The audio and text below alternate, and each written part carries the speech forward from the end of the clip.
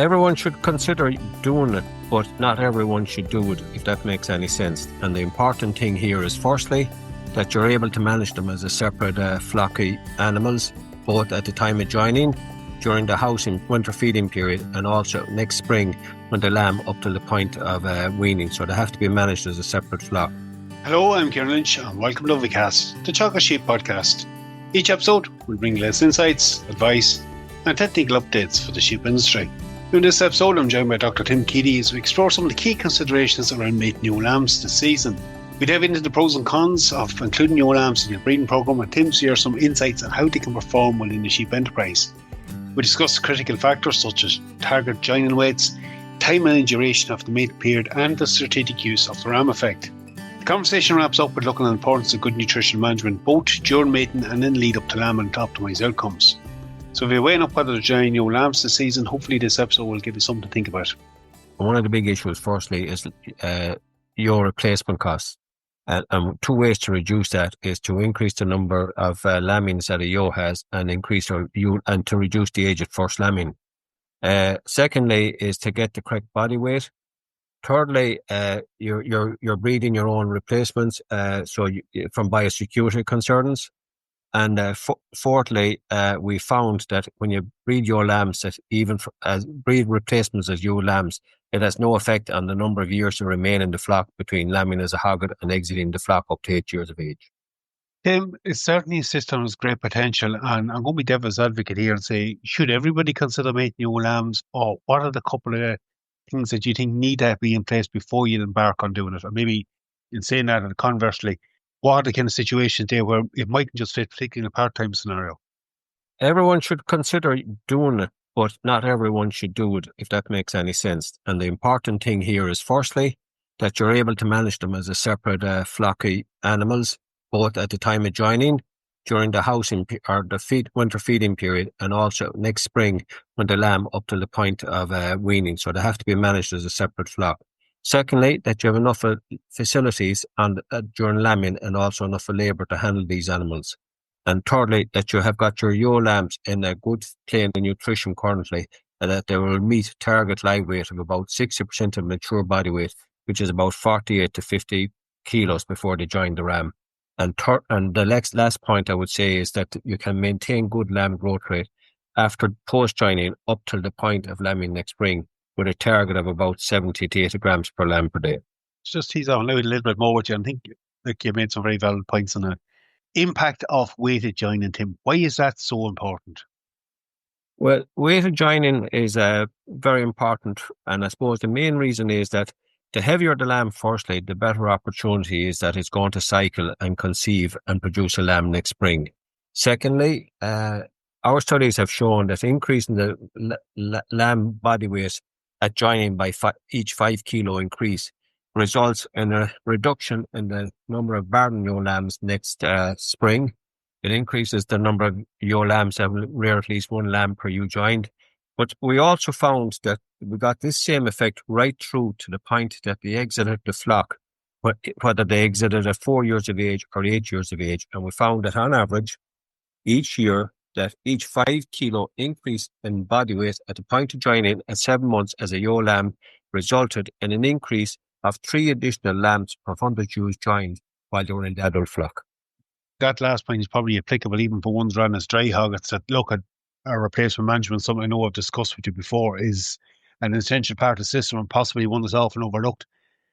But in the context of ewe lambs, it's a wee bit more sharp, and I suppose there will be those out there that might take a figure of 45 kilos, and it could be the average weight of the group going, which means to be later ones, maybe down to 40 kilos, that obviously will tip later in that cycle.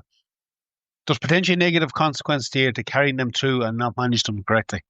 If you join them at too light a weight, or secondly, if you don't have enough body weight gain between joining and when they're lambing next spring, if the lamb at too light of a weight, you're going to produce light lambs, possibly have a higher incidence of lamb mortality. The ewe lamb herself isn't going to get an opportunity to put on body weight to reach her targets for mature body weight gain, and you're going to reduce productivity of your ewe lamb flock subsequently. Now, a lot of people think and believe that weight at lambing as a two-tooth has a big impact on the proportion that are going to conceive. But we have done studies where we found that an 8 kilo gap, a difference between different groups of two tooths that joined at 19 months of age didn't actually have a negative impact on the number or the proportion of ewes that went in lamb, but it would have had a negative impact subsequently on lamb performance because their dams would have poor body condition at the point of lambing. They would have less body reserves and probably would have less energy to produce milk energy output. Okay, so there is that carryover effect, and it's evident, obviously, even in later parties. Like you threw that figure out, that 60%, that's 48 kilos, give or take, for most of our lowland breeds, probably some of the maternal ones a little bit later, but is a good target to have there, Tim, if you are considering that. It is a good target. Some of the maternal breeds can go down to 46, 47 kilos. Now, that's not an average weight. That's the absolute weight of each animal that is going to be joined. But there will be nothing, and that's your target of 60%. But if you have a few lambs coming in at 55 or 56% of mature body weight, then under a well-managed condition system, they will be able to handle the system quite adequately as well. Okay, but that's the tail end, I suppose, of the rule for the whole lot. And I think that probably throws up something else. They don't all have to be joined for that still to be an addition to the flock. No, they don't. You can go through your replacements and pick out those that are suitable, and those that aren't heavy enough, they can be just managed as dry ewe lambs and joined for the first time as two tooths. But the advantages of joining as ewe lambs, which we have already outlined, also showed that joining as a ewe lamb increased the number of litters that she produced during her lifetime by 1.2.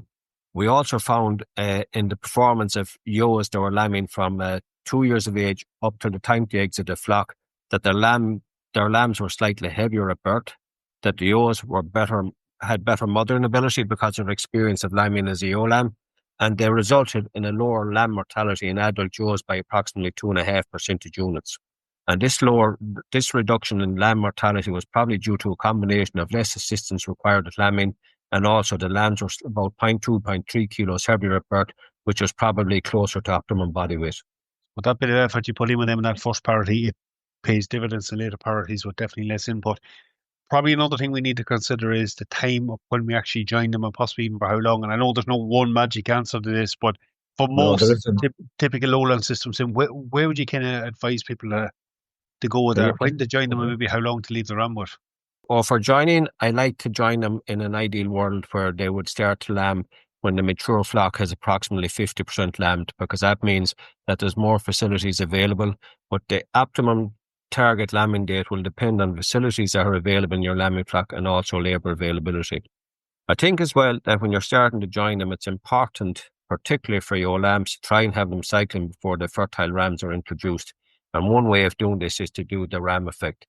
And the reason I say that is that your lambs can be late to cycle, and if they haven't initiated cyclicity prior to the rams joining, it will be either a very low success rate if you remove the rams after 3 to 4 weeks, or else if you wanted to get 80 or 90% of them in lamb, you would have to leave the rams joined for 8 weeks, which is too long a protracted period of lambing your lambs, particularly if they're lambing halfway during the mature flock.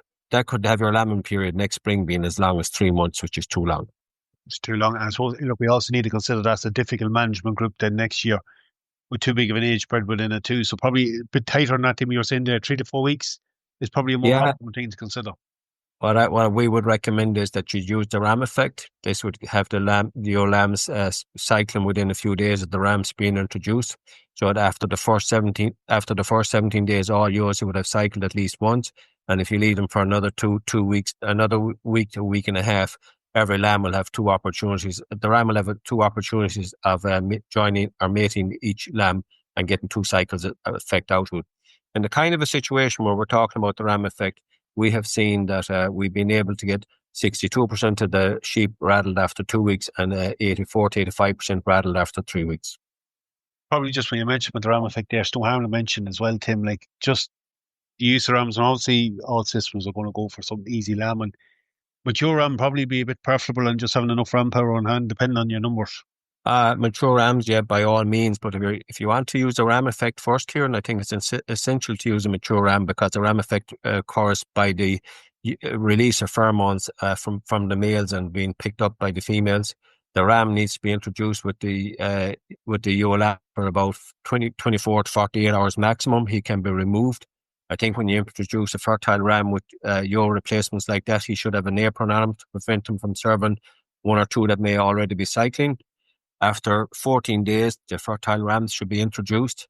You would expect the first peak of activity to occur at day 18 or 19 after you introduce the apron ram, and the second peak of matings will occur at day 23.